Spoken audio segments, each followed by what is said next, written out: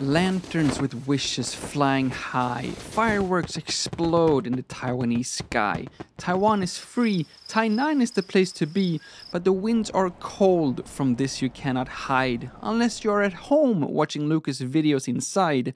The stock market grows, the numbers shine. This little poem was all AI's design. Welcome back to this week's 外国人介绍台湾新闻, where I hopefully will explain what you just heard and give you an update regarding this week's Taiwanese news from around the world. And my first news this week is that Taiwan is first on the Economist Intelligence Unit's list over Asian democracies, and Taiwan is also 10th in the world when it comes to their Freedom Index. The Democracy Index compares 167 countries each year and ranks these countries based on certain criteria such as electoral process, functioning of government, political participation, meaning how many percent are actually voting in the elections, and also civil liberties such as freedom of speech and press freedom. Taiwan scored a very impressive 8.92 out of 10 this year, and to put this into perspective, only 8% of the world's entire population live in a country with 8 or more points. And it gets even more impressive when you do read through the 84 pages long report, because I have literally nothing else to do during my weekends, and you realize that we scored a full 10 out of 10 for the electoral process, but sadly only 7.78 in political participation. But to be fair though, this is actually a lot better than the official Lukas in Taiwan participation numbers, since my viewers only score 21.8% when it comes to subscribing to this channel as well, for some reason. So although Taiwan always will be on top of my list, please do consider subscribing to this channel as well, and you will make my evening light up brighter than a firework festival in Yanshui. That's right, the almost 150-year-long tradition of the Yanshui Beehive Fireworks Festival, and for those of you who think that this is just an ordinary fireworks show, let me quickly show you some footage from this previous year's firework festival, featuring Wes Davies, Logan Beck, and Cole Fogel. I don't think we're safe here. It really feels like Mad Max out here, this is wild. I've never been so terrified in my life. Ahead and one exploded on my back. So as you can see, it's pretty intense to say the least, but for those of you who still want to enjoy the beautiful, colorful Taiwanese skies without the risk of destroying either your camera or your eardrums, you can still go down to Tainan to experience the Taiwan Lantern Festival until the 10th of March. Ignorant foreigners such as myself might think that Pingxi is the only place to be during this time of the year, but apparently this year it's down in Tainan, and I guess at least partially because Tainan, which once was the first and original capital here in Taiwan, is also celebrating 400 years this year.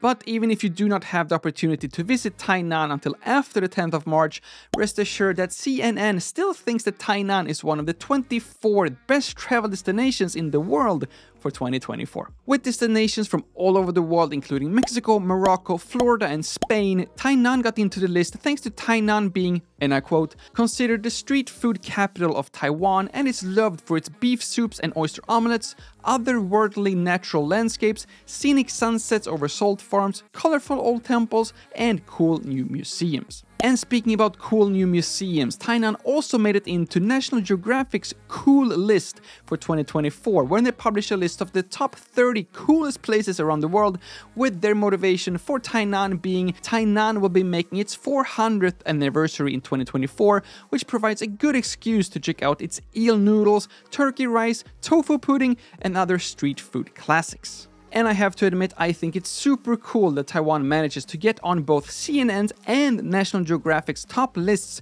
for 2024, but I do think it's a little bit unfair that Tainan gets on the cool list before Taipei, since no more than 3 cold waves will hit us up here in the north, making Taipei the coolest city in Taiwan for the next week, with temperatures going down to 9 to 14 degrees Celsius. But all jokes aside, another actually cool thing is that Taiwan finally has been accepted to the International Coalition of Medicine Regulatory Authorities, or the maybe more well-known ICMRA, which is a global organization which I had honestly no idea even existed before I started writing the script for this video. But long story short, very simply put, and assuming that we all are more or less familiar with the World Health Organization, or the WHO, then if WHO is the organization that focuses on the overall global global health initiatives, health standards, and technical support, then the International Coalition of Medicines Regulatory Authorities, or the ICMRA, are focusing more on the science and regulation of the medicine itself to ensure the quality of the medicine, but also to collaborate to improve and update the medicine and the medicine regulation practices.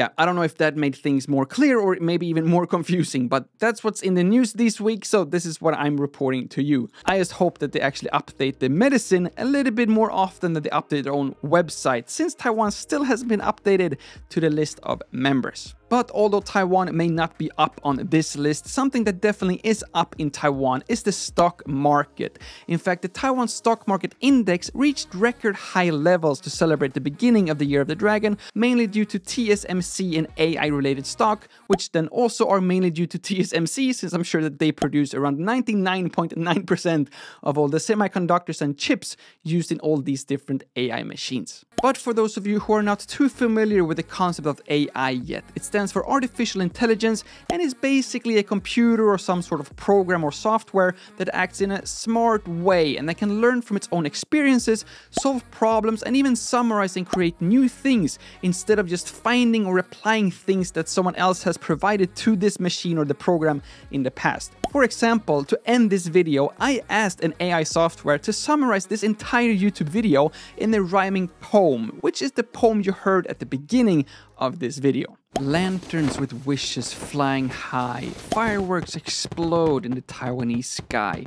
Taiwan is free, Tainan is the place to be, but the winds are cold, from this you cannot hide, unless you are at home watching Lukas videos inside.